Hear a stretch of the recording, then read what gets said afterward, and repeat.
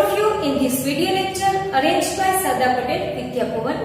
So dear student, last lecture માં આપણે complete the sentence વિશેની બેઝિક માહિતીનો અભ્યાસ કરેલો હતો કે complete the sentence છે તેની અંદર આપણે શું કરવાનું છે, complete the sentence ને કઈ રીતે આપણે લખવાનું છે, ટોપિક ની અંદર કઈ વસ્તુ આવે છે તેના વિશેની આપણે બેઝિક માહિતી લીધી હતી. જે આપણે complete the sentence નો ટોપિક છે તેની અંદર આપણે ફંક્શન નો ઉપયોગ કરવાના છે. જે આપણે આઈડેન્ટિફાય ધ ફંક્શન ટોપિક ભણી ચૂક્યા છે તે ટોપિક નો જ આપણે અહીંયા ઉપયોગ કરવાનો છે. ઓકે, તો આપણે હવે વન બાય વન જે કંઈ પણ ફંક્શન છે તેનો કઈ રીતે ઉપયોગ થાય છે complete the sentence ની અંદર તે આપણે જોવાના છીએ.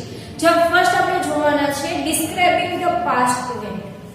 કયો ટોપિક છે આજનો પહેલો આપણો describing past event.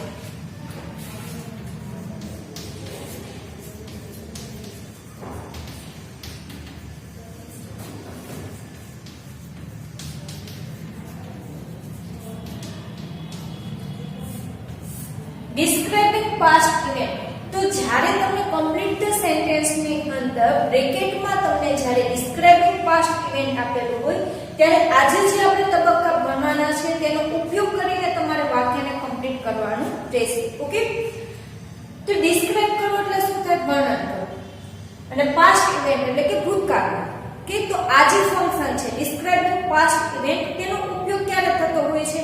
તો કે કોઈ ભૂતકાળની અંદર ક્રિયા થઈ ગઈ છે, કોઈ ઘટના બનેલી છે, પ્રસંગ બનેલો છે, તો તેનું વર્ણન કરવા માટે આપણે આ ડિસ્ક્રાઇબિંગ પાસ્ટ ઇવેન્ટનો ઉપયોગ થાય છે. ઓકે, મતલબ કે ડિસ્ક્રાઇબિંગ પાસ્ટ ઇવેન્ટની અંદર ભૂતકાળની કોઈ ક્રિયા, ઘટના કે પ્રસંગને વર્ણન કરવા માટે વપરાય છે.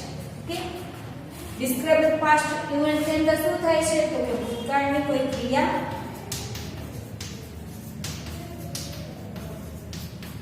બનાવ કે ઘટનાનું વર્ણન થાય છે. ઘટનાનું વર્ણન. ઓકે,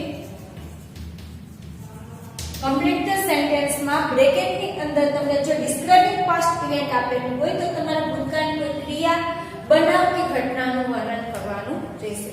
હવે આ વર્ણન કરવા માટે પાસ્ટ ઇવેન્ટને ડિસ્ક્રાઇબ કરવા માટે કયા ટેન્સનો આપણે ઉપયોગ કરી શકીએ? તો કે સાદો ભૂતકાળ અથવા તો ચાલુ ભૂતકાળનો. ઓકે, તો ડિસ્ક્રાઇબિંગ પાસ્ટ ઇવેન્ટ છે તેને દર્શાવવા માટે આપણે કયા ટેન્સનો ઉપયોગ કરીશું? સાદા ભૂતકાળનું વાક્ય અથવા તો ચાલુ ભૂતકાળ. ઓકે, તો જે ડિસ્ક્રાઇબિંગ પાસ્ટ ઇવેન્ટ છે તેને દર્શાવવા માટે સાદો ભૂતકાળ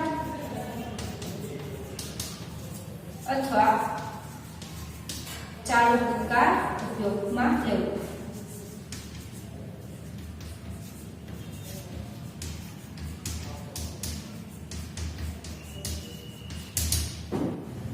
હવે આ દર્શાવવા માટે સાદો ભૂતકાળ અથવા તો ચાલુ ભૂતકાળ દર્શાવવા માટે શેનો ઉપયોગ કરી શકાય છે? તો કે ભૂતકાળના રૂપનું ક્રિયાપદ તરીકે શું લઈ શકાય છે? ભૂતકાળનું રૂપ એટલે કે ભૂતકાળનું રૂપ અથવા was were, was અથવા were પ્લસ ing વાળું ક્રિયાપદ અથવા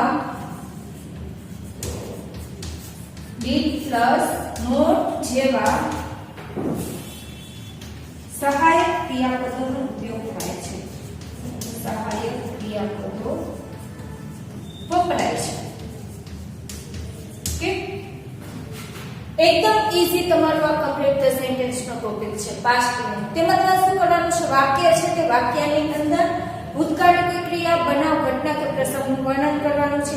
આ વર્ણન કરવા માટે તમે સાદો ભૂતકાળ અથવા તો ચાલુ ભૂતકાળનો ઉપયોગ કરી શકો છો. અને સાદો ભૂતકાળ અથવા તો ચાલુ ભૂતકાળ દર્શાવવા માટે કયા ક્રિયાપદનો ઉપયોગ થાય? તો કે ભૂતકાળના રૂપનો ઉપયોગ થાય અથવા તો was were પ્લસ ing વાપરી શકાય. was were પ્લસ ing એટલે કયો ટેન્સ છે? ચાલુ ભૂતકાળ અથવા did પ્લસ not જેવા સહાયક ક્રિયાપદનો ઉપયોગ થાય. એટલે કે જો નકાર વાક્ય બનાવવું હોય તો તમારે સાદા ભૂતકાળની અંદર કોનો ઉપયોગ કરવાનો છે? did not. Okay, did plus not. અને જો ચાલુ ભૂતકાળની નકાર વાક્ય રચના લખીએ તો was were plus not plus ing જેવા ક્રિયાપદો. આ રીતે તમે હકાર અને નકાર કોઈ પણ વાક્ય રચના લખી શકો છો. વાક્ય રચના કેટલા ટાઈપની આવશે દર્શાવવા માટે? પાસ્ટ ઇવેન્ટને દર્શાવવા માટે ફર્સ્ટ ઓફ ઓલ એક સાદા ભૂતકાળની વાક્ય રચના આવશે એટલે કે કર્તા પ્લસ ભૂતકાળનું પ્લસ કર્મ પ્લસ અન્ય શબ્દ.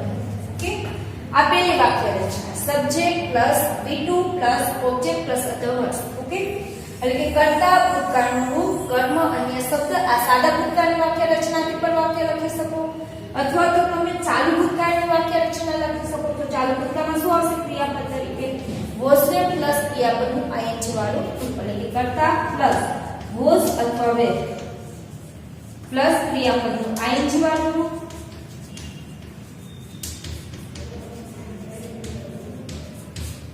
પ્લસ કર્મ પ્લસ અન્ય શબ્દ. ઓકે, શું આવશે? સબ્જેક્ટ પ્લસ was અથવા were પ્લસ તમને ing વાળું એટલે કે V4 plus object plus others. Okay, ત્રીજી વાક્ય રચના લખવી કઈ રીતે લખાશે? સાદા ભૂતકાળની નકાર વાક્ય રચના. તો કે કર્તા plus did plus not plus, હવે જ્યારે did આવે ત્યારે ખાસ યાદ રાખજો, did સાથે હંમેશા શું થઈ જશે? ક્રિયાપદનું મૂળ રૂપ. ઓકે, તો અહીંયા શું આવશે? ક્રિયાપદનું મૂળ રૂપ પ્લસ કર્મ પ્લસ અન્ય શબ્દ. અને was there પ્લસ ing વાળી વાક્ય રચના પણ તમે લખી શકો. તો કર્તા પ્લસ was અથવા were plus not plus ing વાળું પ્લસ કર્મ પ્લસ અન્ય શબ્દ. તો આ રીતે તમે ડિસ્ક્રાઇબિંગ ધ પાસ્ટ ઇવેન્ટ ની અંદર જ્યારે કમ્પ્લીટ ધ સેન્ટેન્સ માં બ્રેકેટ ની અંદર તમને ડિસ્ક્રાઇબિંગ પાસ્ટ ઇવેન્ટ આપેલું હોય ત્યારે તે વાક્ય જે તમારે લખવાનું છે તે વાક્ય કાં તો તમે સાદા ભૂતકાળમાં લખી શકો અથવા તો ચાલુ ભૂતકાળમાં લખી શકો. જો સાદા ભૂતકાળમાં લખવું હોય તો તમારે ત્યાં ભૂતકાળના રૂપથી વાક્ય લખવાનું છે. ચાલુ ભૂતકાળથી લખવું હોય તો was there plus ing.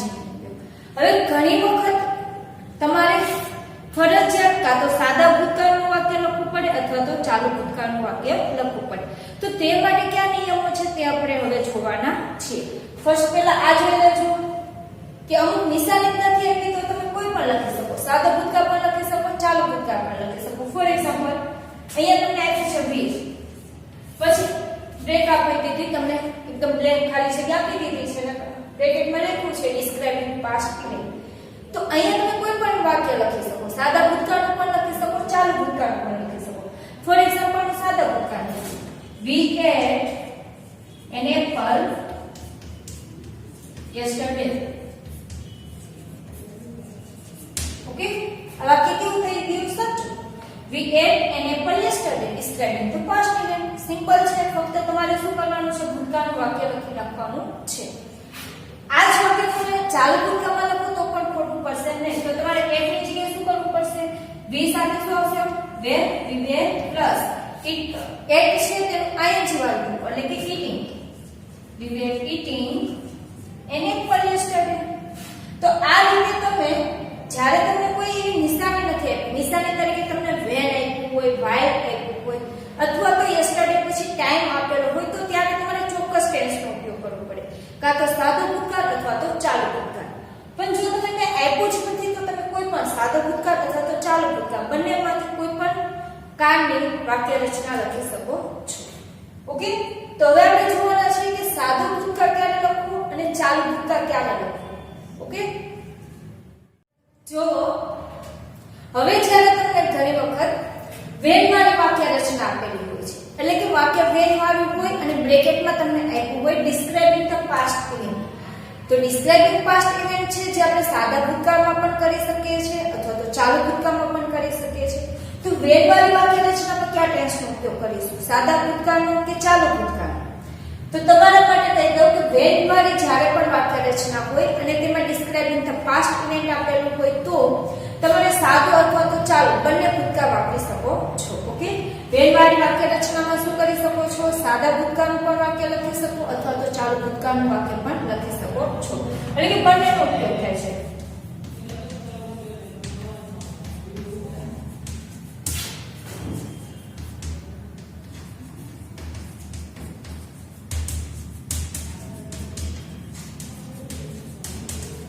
Okay, જ્યારે પણ તમને વેગવાળી વાક્ય રચના આપે ત્યારે તમે કોઈ પણ ટેન્સનો સાદા ભૂતકાળ અથવા તો ચાલુ ભૂતકાળ ગમે તે ટેન્સનો ઉપયોગ કરી શકો છો. જો અહીંયા આપ્યું છે when I saw ખુશી સી, હવે હું બાય ચાન્સ તેને ચાલુ ભૂતકાળમાં લખું છું તો શું લખીશ? she was reading. જ્યારે મેં ખુશીને જોઈ હતી કે શું કરી રહી હતી? વાંચી રહી હતી. ઓકે, તો આમે અહીંયા ક્યાં ટેન્સનો ઉપયોગ કરું? ચાલુ ભૂતકાળ. હવે જો અહીંયા when the light went off, જ્યારે લાઈટ જતી રહી ત્યારે everybody became silent.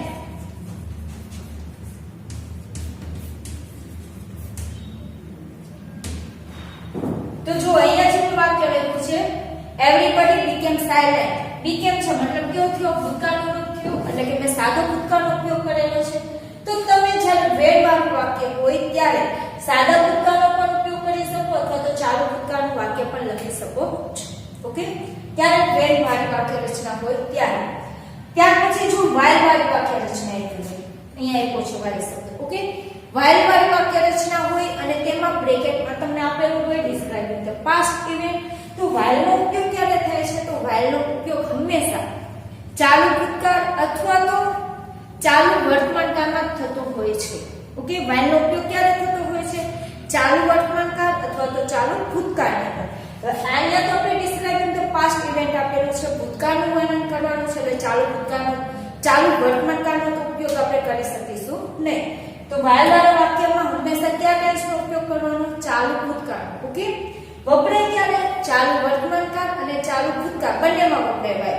while નો ઉપયોગ ક્યારે થાય છે? ચાલુ વર્તમાન કાળમાં પણ થાય છે અને ચાલુ ભૂતકાળમાં પણ થાય છે. પણ અહીંયા તો આપણે ફક્ત પાસ્ટ ઇવેન્ટ દર્શાવવાનું છે, ભૂતકાળને જ વર્ણન કરવાનું છે. એટલે ચાલુ વર્તમાન કાળનું વાક્ય તો આપણે અહીંયા લખી શકીશું નહીં. તો તેથી લખવાનું છે આપણે ચાલુ ભૂતકાળ. ઓકે, તો while સાથે હંમેશા કયું આવશે? ચાલુ ભૂતકાળનું વાક્ય. શેમાં? ડિસ્ક્રાઇબિંગ પાસ્ટ ઇવેન્ટમાં.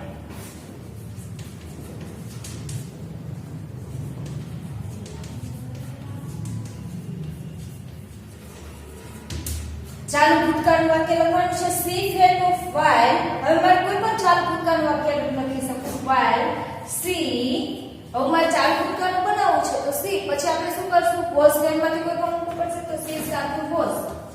she was શું કરે છે? much working. much working. જ્યારે તે ખૂબ કામ કરે છે ત્યારે શું થાય છે? ફેલો પડી જાય છે. Okay, yesterday at 9 pm children. તો અહીંયા જે વાક્ય આપેલું છે કેવું છે? yesterday plus time, એટલે કે ચોક્કસ સમય આપેલો છે. yesterday સાથે શું આપેલું છે? ચોક્કસ સમય. જ્યારે આપણને ચોક્કસ સમય આપેલો હોય છે ત્યારે હંમેશા ચાલુ ભૂતકાળની જ વાક્ય રચનાનો ઉપયોગ કરી શકાય છે. તો અહીંયા yesterday plus time આપેલો છે, ચોક્કસ સમય આપેલો છે. yesterday at 9 pm children. પછી તમારે વાક્ય લખવાનું છે તે શેમાં લખશો તમે? ચાલુ ભૂતકાળમાં જ. ઓકે, શું કામ? કારણ કે અહીંયા નિશ્ચિત શું આપેલો છે? સમય. yesterday પ્લસ શું આપેલો છે? ચોક્કસ સમય. yesterday at 9 pm ચોક્કસ સમય હોય ત્યારે હંમેશા શું? ચોક્કસ સમય સાથે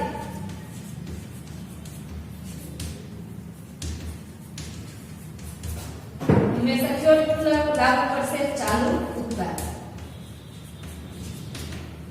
ઓકે, તો વાક્ય રચના આપણે ચાલુ ભૂતકાળની લખવું પડશે. yesterday at 9 pm children. children સાથે was માંથી શું આવશે? were. was were playing at garden. at garden અથવા પાર્ક, જે લખો તે લખી શકાય. તો આ રીતે તમારું વાક્ય અહીંયા કમ્પ્લીટ થશે. તો આપણે વાક્ય કમ્પ્લીટ કર્યા છે ના કરેલા છે? પાસ્ટ ઇવેન્ટના. Describing the past event. યાદ રાખજો કેટલા નિયમો યાદ રાખવાના છે? ડિસ્ક્રાઇબિંગ પાસ્ટ ઇવેન્ટની અંદર તમે કાં તો સાદા ભૂતકાળનું વાક્ય લખી શકો અથવા તો ચાલુ ભૂતકાળનું વાક્ય લખી શકો, તેનો ઉપયોગ કરી શકો છો. સાદા ભૂતકાળનો ઉપયોગ કરવા માટે આપણે ક્રિયાપદ તરીકે શું લખવું પડશે? ભૂતકાળનું રૂપ. વાક્ય જો નકાર લખવું હોય તો did not પ્લસ ક્રિયાપદનું મૂળ રૂપ. આ રીતે વાક્ય બનશે સાદા ભૂતકાળનું. ચાલુ ભૂતકાળની અંદર was were પ્લસ ing વાળું ક્રિયાપદનું. નકાર કરવું હોય તો was were, was અથવા તો were પ્લસ not પ્લસ ક્રિયાપદનું ing વાળું રૂપ.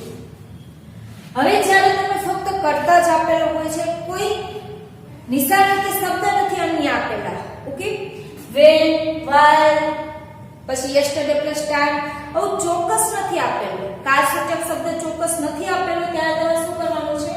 અમુક નિયમને આધારિત લખવાનું છે કે જો તમને when વાળી વાક્ય રચના આપેલી હોય તો તમારે કોઈ પણ ટેન્સ લખી શકો, સાદો ભૂતકાળ પણ લખી શકો અથવા તો ચાલુ ભૂતકાળનું વાક્ય પણ લખી શકો છો. પણ જો તમને while આપેલું હોય તો હંમેશા while આપ્યું હોય અને તમારે પાસ્ટ ઇવેન્ટને શું કરવાની છે? ડિસ્ક્રાઇબ કરવાની છે. ઓકે, બ્રેકેટમાં શું આપેલું છે? Describing the past event. અને તમને વાક્ય રચના while વાળી આપેલી છે તો હંમેશા ત્યાં તમારે ચાલુ ભૂતકાળની જ વાક્ય રચના લખવાની.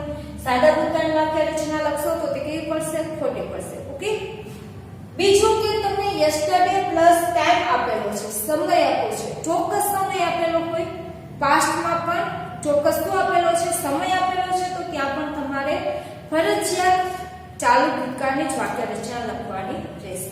ઓકે, તો આ હતું આપણું ડિસ્ક્રાઇબિંગ ધ પાસ્ટ ઇવેન્ટ. સમજાઈ ગયું? અને એકદમ ઈઝીમાં ઈઝી છે. તમારે ફક્ત કેટલી વસ્તુ યાદ રાખવાની છે? while અને yesterday plus time. ઓકે, આ બેમાં ચાલુ ભૂતકાળની વાક્ય રચના લખવાની છે. બાકી એમાં તમે સાદો ભૂતકાળ લખો કે ચાલુ ભૂતકાળ લખો કોઈ ફેર પડતો નથી. સેકન્ડ ટાઈમ આપણે હવે બીજા